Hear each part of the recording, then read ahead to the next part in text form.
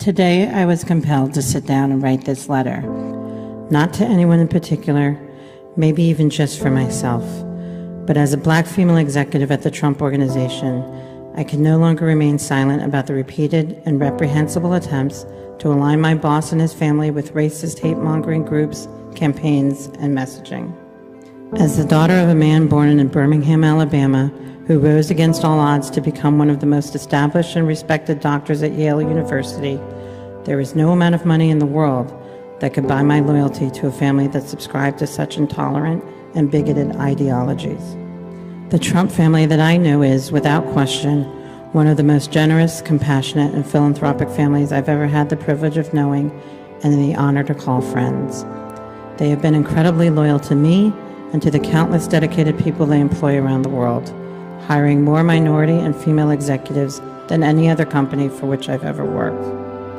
To equate racism with my boss's call for a temporary moratorium on a flawed immigration system that radical Islamic terrorists continue to exploit, or the construction of an impassable wall to protect our borders from the influx of illegal drugs, is not only incendiary, it's wholly irresponsible and only serves to embolden the very hatred these draconian groups espouse.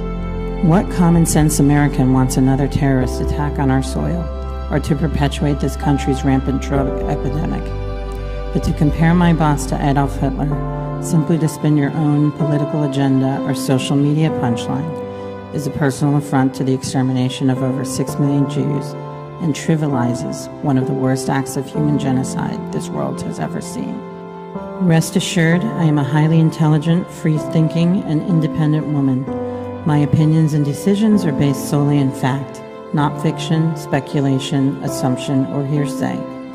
I do not vote based upon the color of my skin, nor the signature on my paycheck. I judge my friends and forge my allegiances from direct personal interaction and moral character.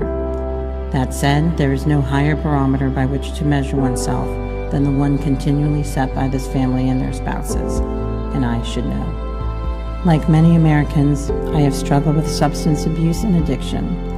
The Trump family has stood by me through immensely difficult times without hesitation or concern for their own reputation by association.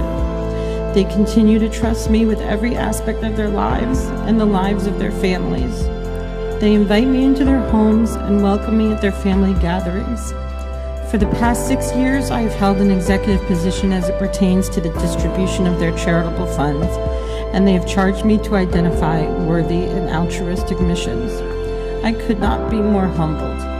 This is the Trump family that I know. Only up until now, it's all just been opposing campaign rhetoric and paid protesters. But then, a letter came. And I thought to myself, who does this person think he is to threaten to kill somebody else's family? Any family, this family, my family, all because of a political race, a campaign? But then I realized that this isn't just a race to Mr. Trump. This isn't just a race to his family, nor to our veterans or the unemployed. And because of that, this family is willing to risk their own lives each and every day for the greater good of this country. But I would be lying if I said I didn't fear for them now. There is a movement sweeping this brave nation, and I am honored to have a front row seat to it on a daily basis. This country has spoken. My boss has justly earned the Republican nomination and broken voter registration records in countless states across America. This cannot be denied. He has brought this party together by drawing more Democrats, more independents, and more first-time voters into the GOP fold, and has earned more Republican votes than any other presidential candidate in modern history. That must be respected. To the skeptics who will undoubtedly claim that I'm doing this at the behest of the Trump family or with the promise of reward, I deliberately chose not to seek their approval nor counsel in advance of this video for fear that they would be more concerned for me and its potential viral ramifications than they would be for themselves, and the fact that, quite simply, this is the right thing to do.